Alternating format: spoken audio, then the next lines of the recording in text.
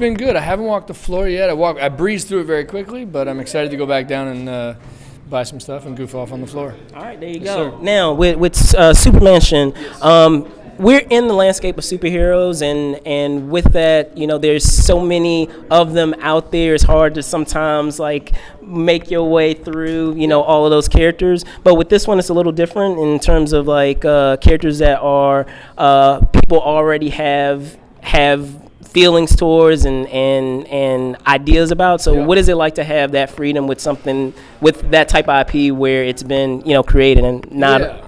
No, I think the good thing about our show is it's familiar enough. Our characters are familiar enough, but they're their own original characters. We have, Black Saturn is similar to Batman, but imagine if Batman's parents hadn't died. He would just be, he wouldn't be as depressed, but he'd still be a bit of a tool and things like that. So it's the tropes you recognize done in a new way, kind of turned on its side.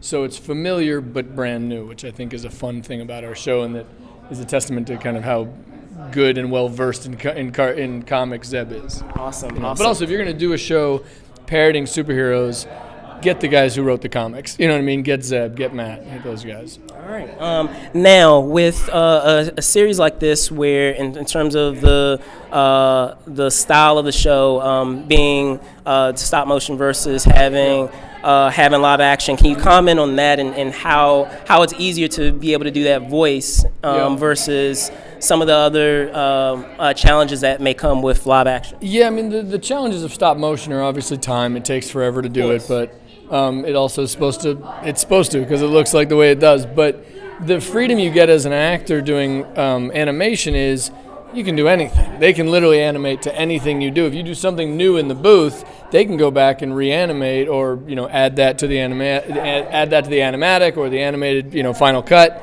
Whereas with acting, it's like once you're done, you're done. And also, as an actor, I get to do things in animation I'd never get to do live action.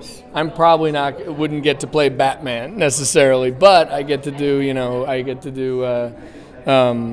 Courtney and whatnot when I do on Supermansion. So it's a freedom that I think a lot of actors are now responding to, which is why you see so many kind of great actors doing animated shows like. I mean, look, we have Bryan Cranston, Keegan-Michael Key, Chris Pine, all these people who, by the way, got Emmy nods last year because of it. But I think a lot of actors are gravitating towards it because of the freedom you get.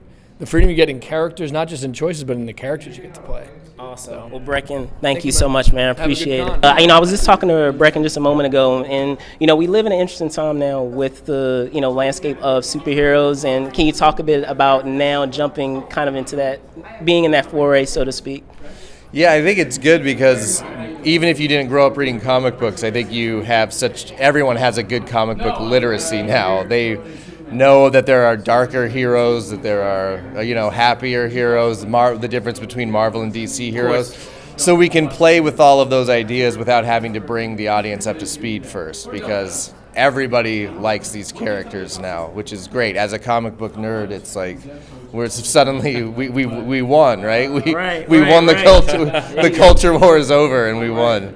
You can take these archetypes, and what I love about our show, which makes it a little different from everything else out there, is you just turn it 90 degrees on its side, and you can have fun with them in a way that I don't think a lot of other comic book shows and even comic books are doing these days. Okay, and similarly with that regard, in lieu of things like the Avengers or Justice League, where you have like this all-star team of characters, in a similar vein, like you guys have some incredible folks that are behind the voices. So can you talk about that and how that's all come together?